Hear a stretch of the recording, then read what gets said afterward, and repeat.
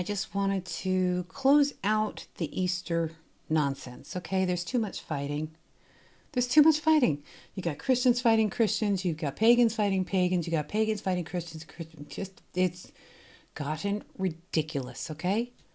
Easter, the day is ascribed to Inanna, Ishtar, Oester, Eoster, Iesus, and Isis.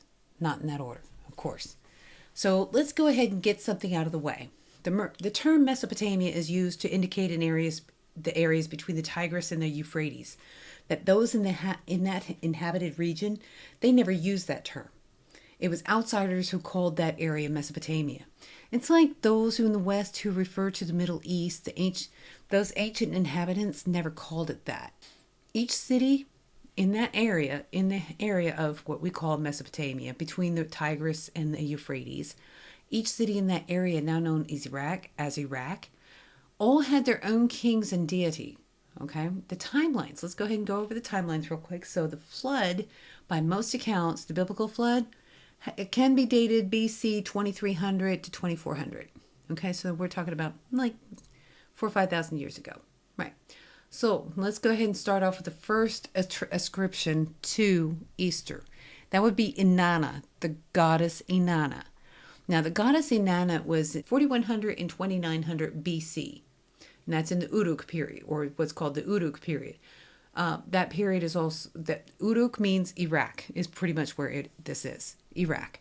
Anyway, so there was found an Uruk vase that well predates the Great Flood by any accounting. That was found it had been found in an area of 4100 to 2900 BC. So, next thing, Inanna.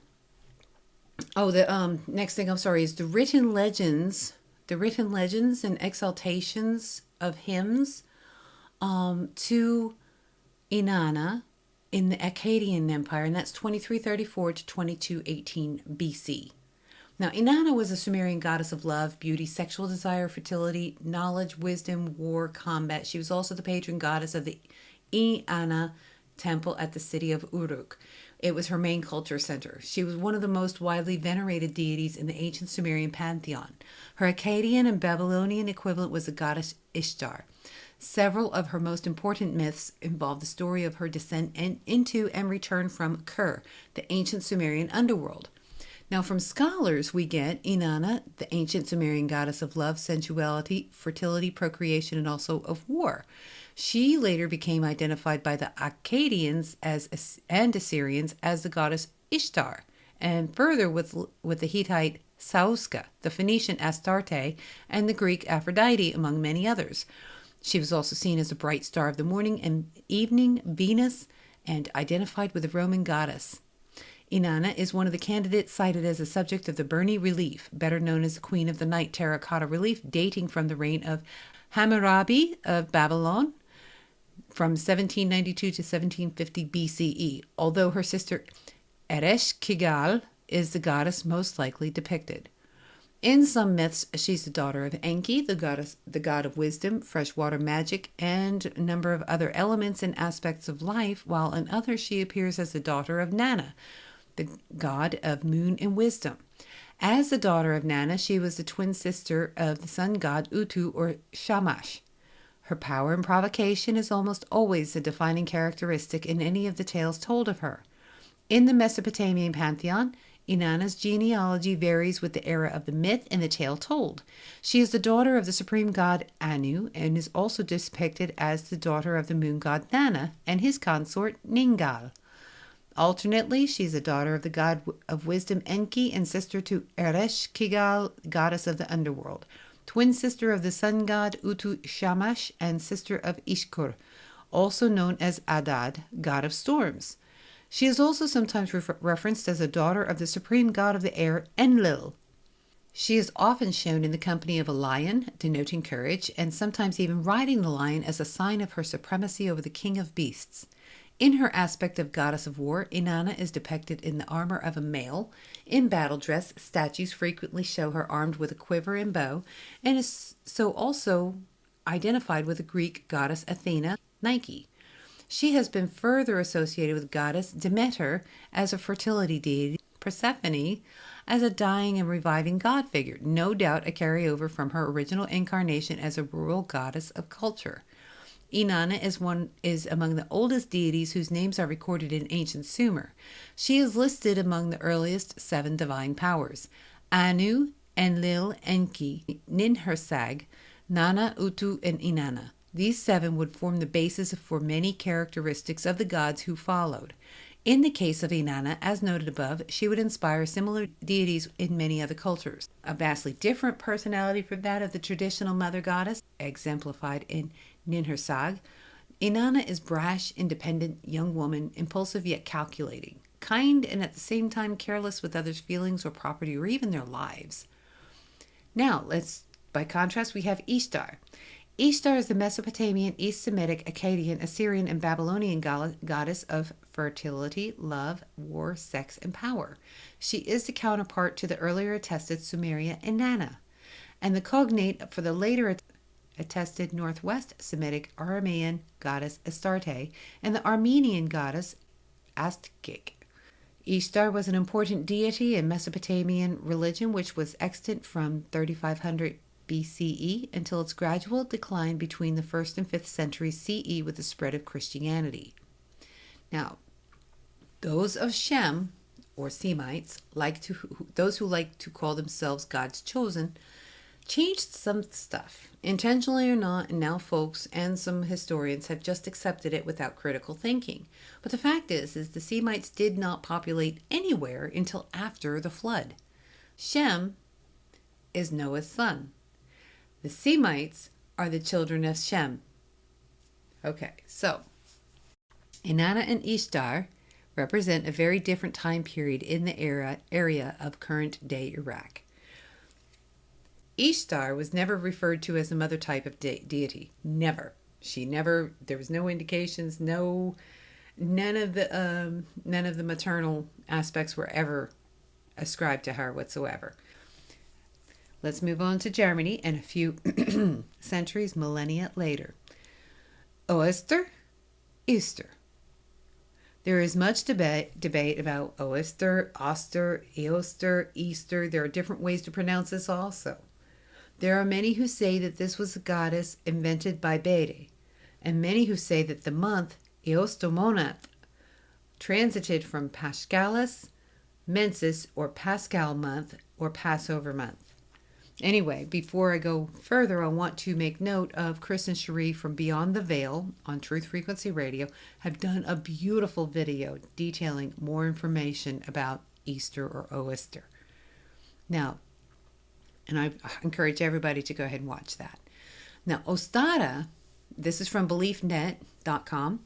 Ostara is personified by the goddess who represents the dawn, the coming of new light, and the rebirth through many of the rituals, decorations, and gifts that we're familiar with today.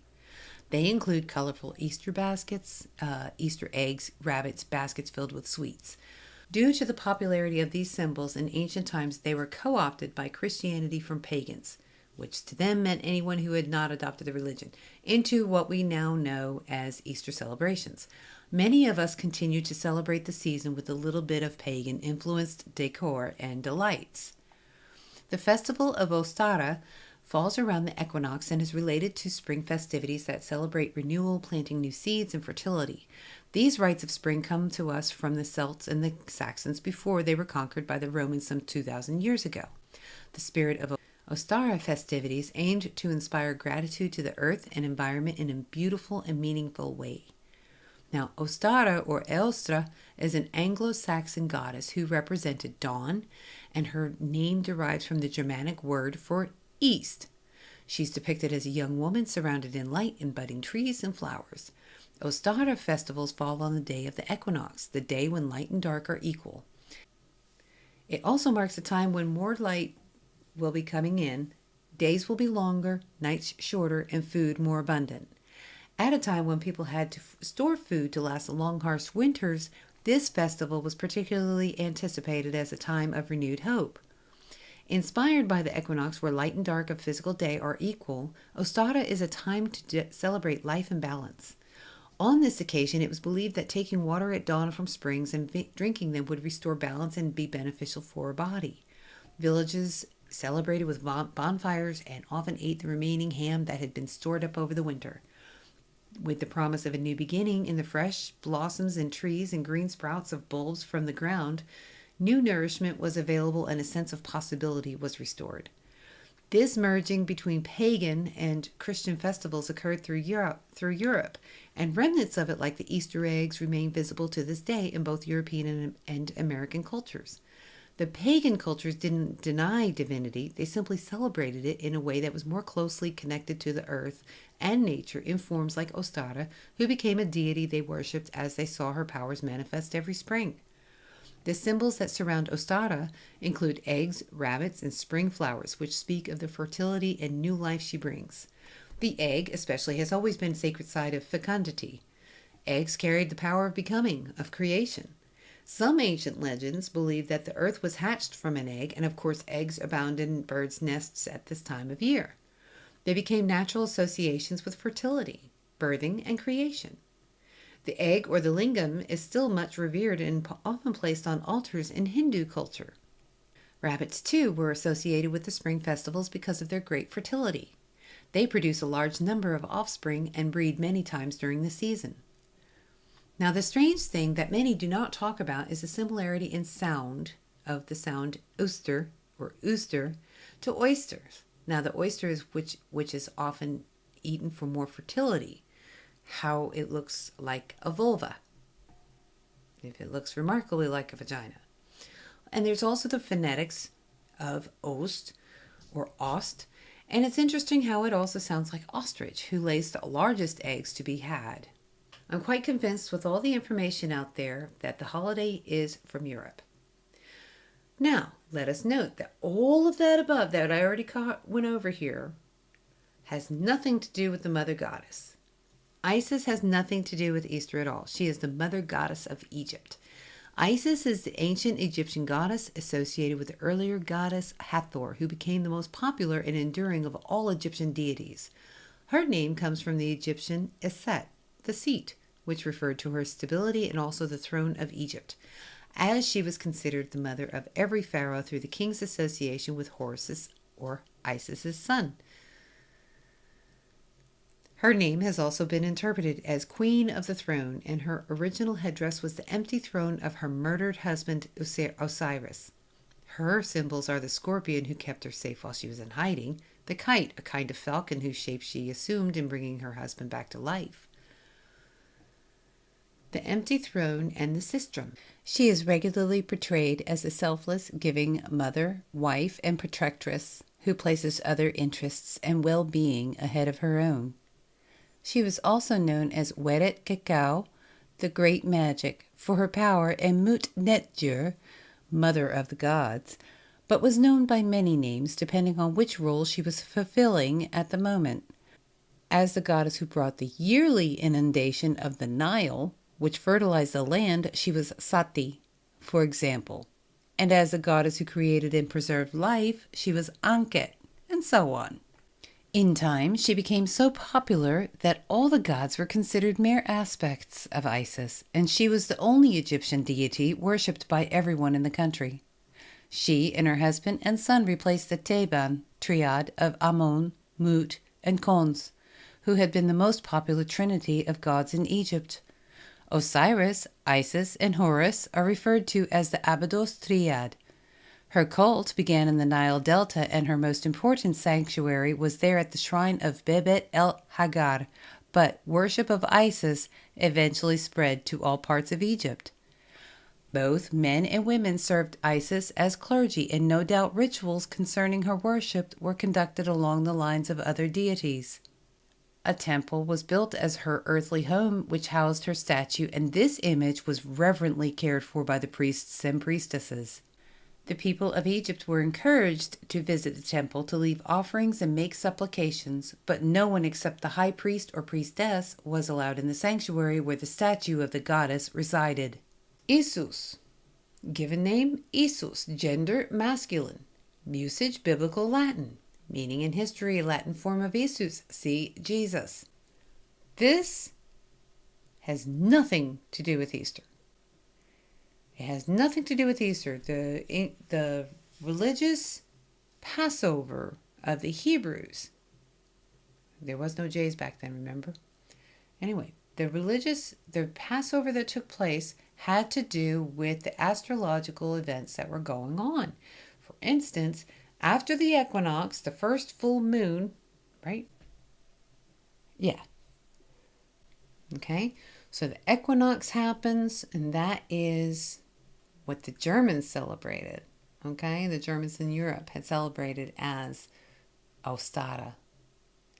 All right. So that said, we know that Passover takes place on the first full moon after the vernal equinox. So please, let's not be confused. One does not have to do with the other. Okay? Now that we've got that taken care of, let us move on. Now, so Jesus died, okay, on the Passover had already taken place. If you recall, he ate the Last Supper with his disciples. Okay, not getting all tied up on when exactly Jesus died, because he had bread and wine with his disciples. He had the Last Supper with his disciples, and then he went and prayed, and he was sacrificed. Let's say it that way. So they go and they kill him. Okay, they kill him. They got him on the cross. He gets taken down, put into the tomb with the stone and all that stuff. Okay. 3 days later, or on the third day, whatever, he's risen. Now, so then a new religion is born. A whole new religion is born out of this. By the time it got to Rome, and Rome decided to become Christian in this belief system, they changed the days.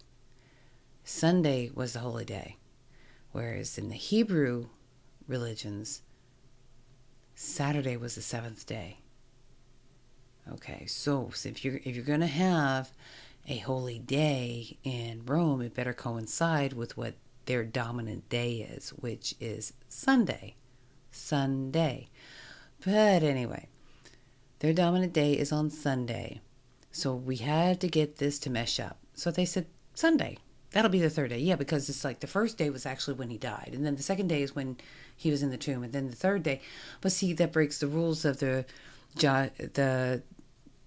Hebrew law, because one was not considered dead until the third day. That's why when Lazarus had died and Jesus rose him from the dead, he was actually dead and rotting. Okay? Lazarus was already dead. He was completely dead. It wasn't like he had been dead for 12 hours. He was dead for 3 days. And so when Jesus rose Lazarus from the grave, that was a huge miracle, and everybody was all, spastic about that.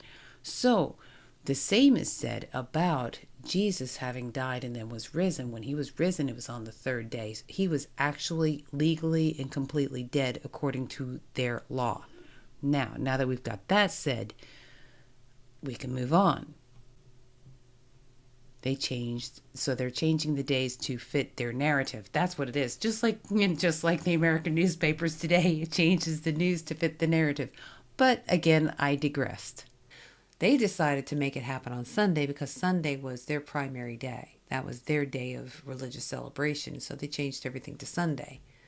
Just like they changed Christmas, the date of Jesus' birth, on to December 25th because it was like a few days after winter solstice. Okay? When in actuality, his birth date was on September 11th, 3 BC. Okay?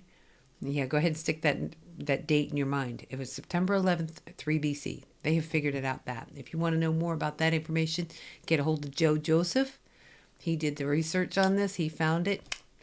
You go ahead and have fun. Joe Joseph, that is of Truth Frequency Radio and Truth Stream Media. So you go ahead and get a hold of him on that. Now, back to it. Easter. Okay, so are we supposed to be celebrating life? Or are we supposed to celebrate death? Okay. The thing is that in all things celebrate life. Okay. Death is part of life. That is true. But the brutality and the murder that had taken place for Jesus, I do not like what happened. And I don't like the fighting between us. This is a thing. This is what he died for. Okay. So that we're not fighting. So that everybody has access. Okay. When he died, the veil was rent in twain. Do you guys know what that means?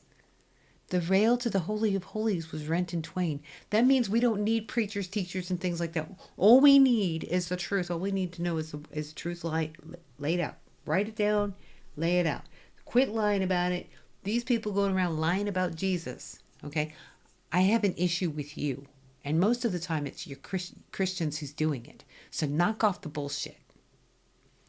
Stop lying about Jesus, okay? Do you really think he's going to appreciate what you've done? When he comes back to earth and he sees these damn torture devices worn on people's necklaces, tattooed on their arms in front of churches, people going into worship at the torture device, do you honestly think he's going to like that? Do you honestly think that he's going to appreciate that? And you kissing that torture device, what the is wrong with you people?